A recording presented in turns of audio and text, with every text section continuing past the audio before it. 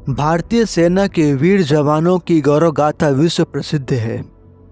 ऐसे ही एक महान सपूत है राइफलमैन जसवंत सिंह रावत, जिन्होंने 72 घंटे भूखे प्यासे रहकर चीनी सैनिकों को न सिर्फ रोके रखा, बल्कि दावा यह भी किया जाता है कि उन्होंने दुश्मन के 300 सैनिकों को ढेर कर दिया था।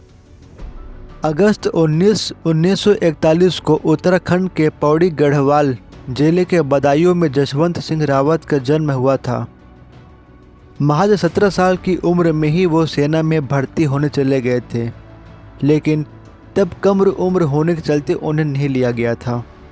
हालांकि 19 अगस्त 1960 को जसवंत सिंह को सेना में बतौर राइफलमैन शामिल कर लिया गया था। 14 सितंबर 1961 को उनकी ट्रेनिंग पूरी हुई। इसके ठीक एक साल बाद यानी 17 नवंबर सन 1962 को चीन की सेना ने अरुणाचल प्रदेश पर कब्जा करने के उद्देश्य से हमला कर दिया था। सुबह के करीब 5 बजे चीनी सैनिकों ने सेलाटॉप के नज़दीक धावा बोला, जहां मौके पर तैनात गढ़वाल राइफल्स की डेल्टा कंपनी ने उनका सामना किया। जसवंत सिंह रावत इसी कंपनी के हिस्सा थे। 17 नवंबर सन 1962 को शुरू हुई ये लड़ाई अगले 72 घंटों तक लगातार जारी रहा।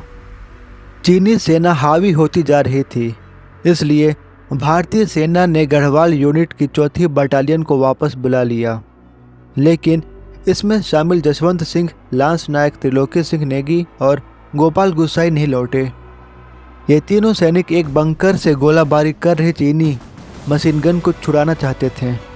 तीनों जवान चट्टानों और झाड़ियों में छिपकर भारी गोलाबारी से बचते हुए चीनी सैनिकों के बंकर के करीब जा पहुंचे और महज 15 यार्ड की दूरी से हैंड ग्रेनेड फेंकते हुए दुश्मन सेना के कई सैनिकों को मारकर मशीन गन छीन लाए। इससे पूरी लड़ाई की दिशा ही बदल गई और चीन का अरुणाचल प्रदेश को जीतने का सपना पूरा नहीं हो सका। हालांकि इस गोलाबारी में त्रिलोकी और गोपाल शहीद हो गए, वहीं जसवंत को दुश्मनों ने घेर लिया। कहा जाता है कि इस भीषण लड़ाई के दौरान जसवंत सिंह ने 300 चीनी सैनिकों को मौत के घाट उतार दिया था, लेकिन जसवंत सिंह को राशन पहुंचाने वाले आदमी के पकड़े जाने के बाद चीनी सैनिकों को पता चला कि उनकी सेना के होश उड़ाने वाला एक अकेला राइफलमैन जसवंत सिंह रावत है। सेला और नोरा 2 स्थानीय लड़कियां थीं जिन्होंने 1962 के भारत और चीन युद्ध में राइफलमैन जसवंत सिंह रावत की मदद की थी।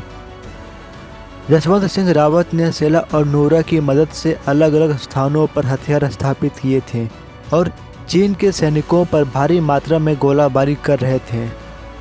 जसवंत सिंह रावत के पास कारतूस खत्म हो चुके थे। उन्होंने चीनी सैनिकों को अपनी तरफ आते देख खुद ही अपने आप को गोली मार ली और वो वीर गति को प्राप्त हो गए। चीनी सेना के कमांडर जसवंत सिंह रावत की तबाही से इतना नाराज था कि वो उनका सर काटकर अपने साथ ले गया।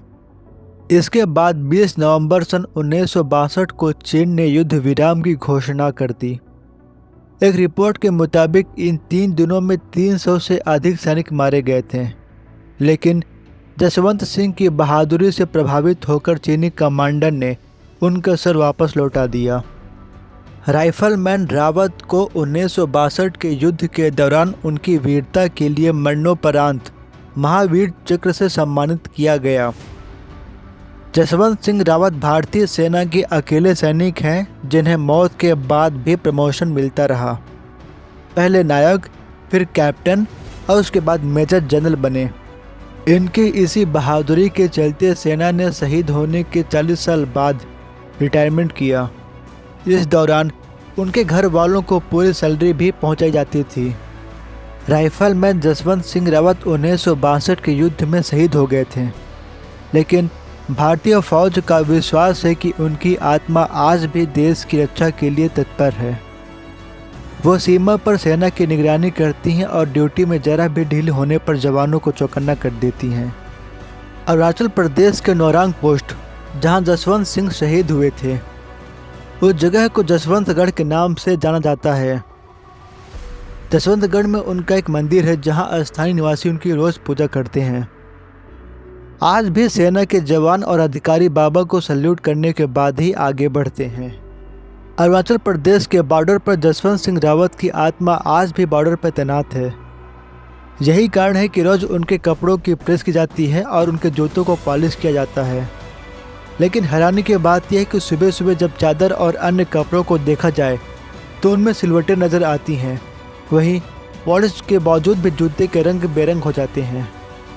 राइफलमैन जसवंत सिंह रावत ने जिस तरह युद्ध में अदम्य साहस एवं वीरता का परिचय दिया, उसे देखकर चीनी सैनिकों ने राइफलमैन जसवंत सिंह रावत के पार्थिव देह को सलामी देकर वापस कर दिया और उनके सम्मान में एक कांसे की प्रतिमा भी भारतीय सैनिकों को भेंट की।